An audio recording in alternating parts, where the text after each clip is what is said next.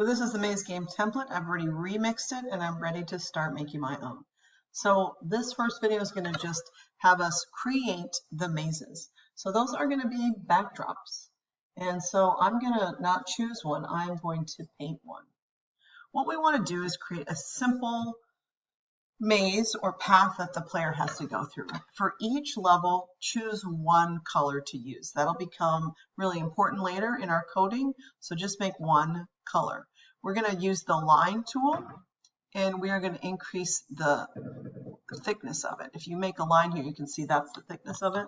I'm going to increase that to about 15. The first thing I'm going to do is choose a color. I'm going to make my first level blue.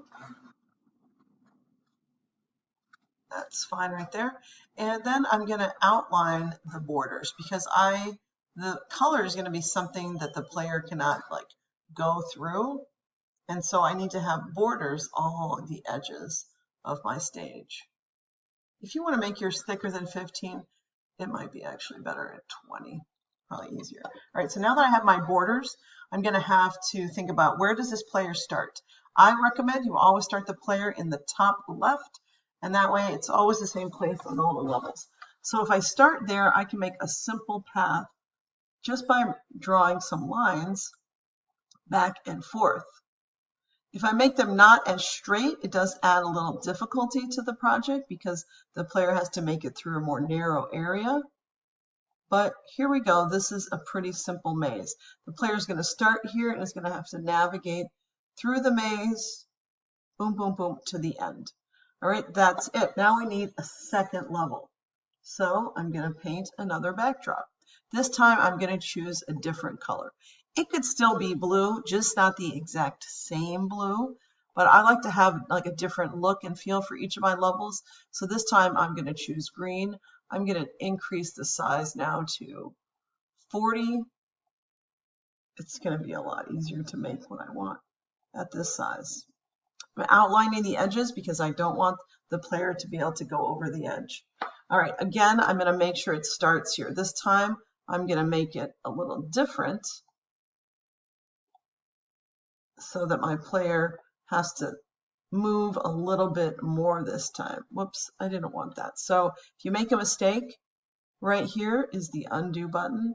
I'm just trying to make this a little bit more complicated, maybe a little more narrow, so that my path is a little more interesting.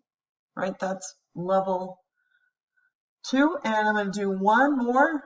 I think you get the idea. You're going to pick a different color. My level 3 is going to be red. And make another path just exactly the same way. To make sure this video is not too long, I'm going to stop here. Okay, so I've made my 3 backdrops, and I actually deleted backdrop 1, which was just blank. So what I'm going to do next is change the name of these backdrops, because backdrop 2 for this one doesn't make any sense. I'm going to call this one level 1. I'm going to call this one level 2, and I'm going to call this one level 3. It just makes it a lot easier when you're coding if your objects and sprites and backdrops and stuff are named things that make sense for your game. All right, one other thing I need to do for each of these levels is add just a little square or circle or blob. It doesn't really matter what shape it is, but that is a different color. Now I've used blue, green, and red. I can use blue, just not the exact same blue. It has to be a different color. So I'm going to use another blue. I'm just going to make it a lighter blue so I know that it's not the same as what I used before. And I'm just going to draw, and I need to make sure my outline, I'm just going to have no outline. And I'm just going to draw a little circle at the end of my maze. Because remember, my character, the player, is going to start up here and make it to here. I'm going to do the same thing for this level, except I'm going to make it green, but make sure it's not exactly the same color green. I'll make it darker so that I know it's a different color. And again, just draw a circle. We're going to be using this to trigger the next level. That'll make sense later, I guess, to you. And finally, pink.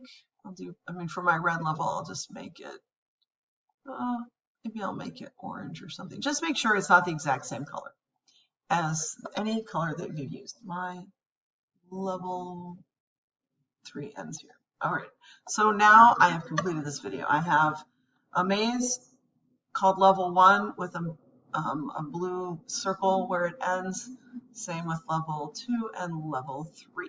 You are ready to start coding.